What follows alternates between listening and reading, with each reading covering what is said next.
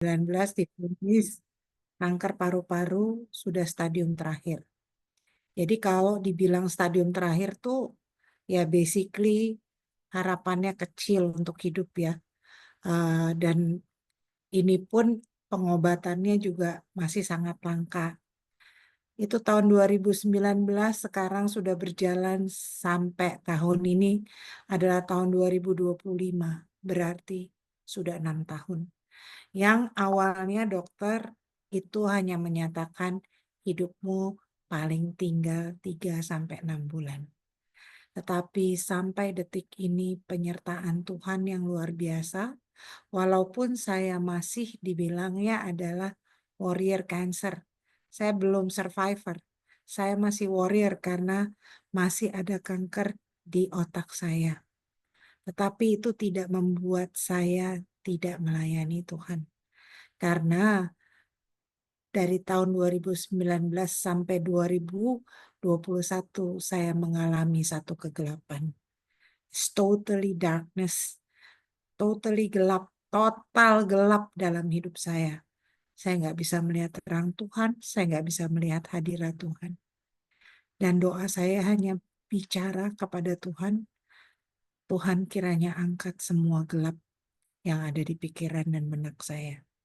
Bukan masalah kanker saya, tetapi masalah saya merasa hadirat Tuhan itu lenyap dari hidup saya. Itu kalau saya lihat bukan hadirat Tuhan yang tidak ada. Hadirat Tuhan tetap ada, cuma saya diizinkan melihat bagaimana kalau Tuhan itu tidak ada di dalam kehidupan kita. Di sini saya mengalami betul-betul seperti zombie. Nggak punya sukacita, nggak punya damai sejahtera, maunya hanya bunuh diri. 3 tahun lamanya saya rasakan itu. Tapi karena kebaikan Tuhan, semua kegelapan yang saya rasakan diangkat Tuhan menjadi terang. Disitulah perubahan hidup saya terjadi. Saya yang tadinya mungkin hidupnya di dalam zona nyaman, sekarang ada panggilan Tuhan. Ada kesempatan dan waktu dari Tuhan buat saya untuk melayani, untuk mengubah hidup saya menjadi hidup yang berarti untuk Tuhan. Jadi sampai bulan kemarin penyebaran terjadi di paru-paru saya karena saya kankernya kanker paru-paru.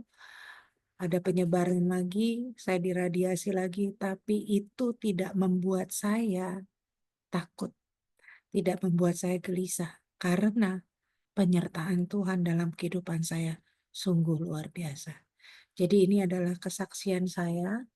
Kalau saya mau bicara panjang lebar itu bisa habis kita sampai midnight ya. Tetapi inilah kesaksian saya bahwa mujizat dari Tuhan itu bukan hanya kesembuhan fisik.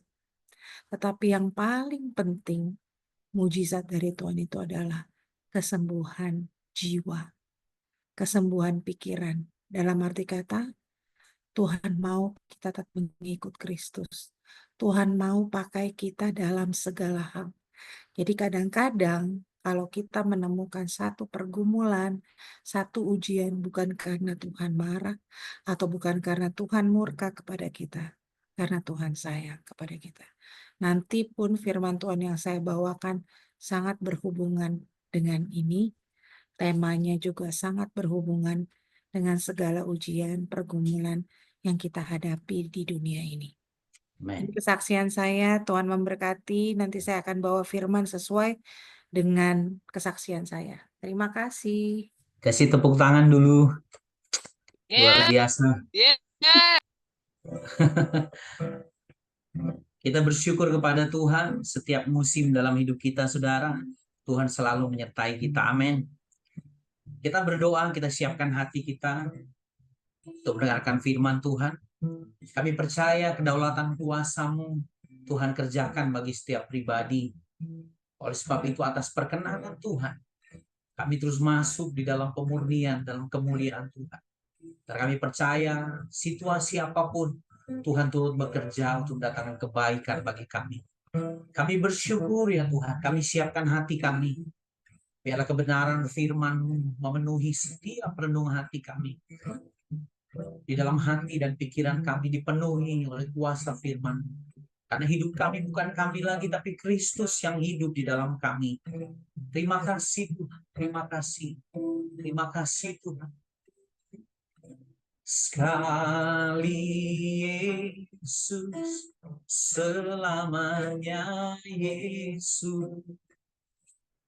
Harapanku tak akan hilang. Amin. Karena kasih-Nya sekarang ku ada. Oh Yesusku, ku cinta Kau selamanya. Sekali Yesus, sekali Yesus, selamanya Yesus. Harapanku tak akan hilang. Karena kasih-Nya sekarang ku ada. Oh Yesusku, ku cinta Kau selamanya. Saya persilakan pada hambanya yang kepada firman Tuhan. Haleluya. Shalom semuanya, terima kasih James. Shalom, Bu Stefani. Shalom, shalom. Haleluya. Terima kasih semua dan terima kasih saya boleh melayani di fellowship pada malam hari ini. Terima kasih James atas puji-pujiannya. Eh, ini semua hanya untuk kemuliaan Tuhan ya. Pada malam hari ini tema yang akan saya bawakan adalah kasih dan penyertaan Tuhan di dalam ujian, di dalam pergumulan, dan di dalam pencobaan. Seperti tadi kesaksian saya, bahwa apapun yang diizinkan Tuhan, itu sebetulnya untuk kebaikan kita semua. Walaupun kita harus mengalami proses yang gak gampang secara manusia. Ya, sebelum saya sharing firman, mari kita tunduk kepala, kita berdoa. Ya Bapa, ya Aba, terima kasih ya Tuhan karena kasih karunia-Mu, penyertaan-Mu kepada kami semua, sehingga kami boleh berkumpul pada malam hari ini ya Tuhan. Terima kasih ya Tuhan karena Tuhan menggerakkan hati kami semua untuk bersekutu ya Tuhan, untuk mendengarkan firman Tuhan, untuk menyanyikan puji-pujian hanya untuk kemuliaan nama-Mu. Terima kasih Tuhan karena Engkau sungguh baik. Kiranya Tuhan mau urapi hamba-Mu ini, apapun firman Tuhan yang Kau taruh di dalam hamba-Mu ini ya Tuhan. Ini adalah kebenaran ya Tuhan, sehingga ini bisa menjadi berkat bagi kami semua. Untuk kami teruskan di dalam pelayanan, pelayanan keluarga, pelayanan di gereja, pelayanan dimanapun kami berada ya Tuhan. Terima kasih Tuhan, Engkau sungguh baik dan Engkau selalu menyertai kami. Dalam nama Yesus Tuhan kami, Juru Selamat, Penolong hidup kami. Haleluya. Amin. Saya akan share screen dulu sebentar ya. Oke.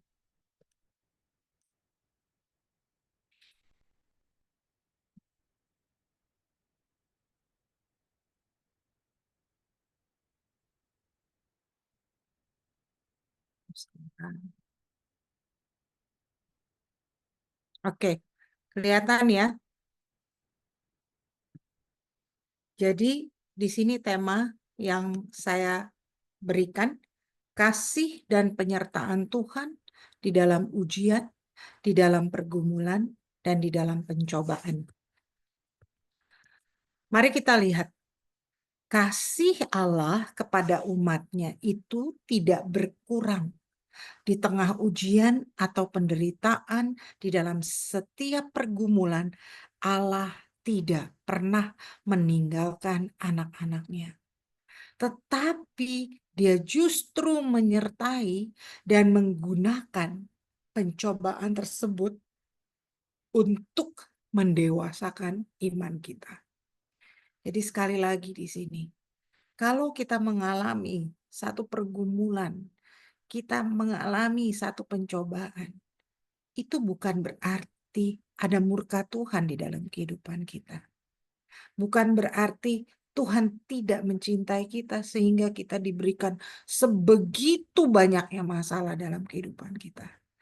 Tetapi ada yang lebih di balik itu semua, bahwa ini untuk mendewasakan iman kita, untuk kebaikan kita.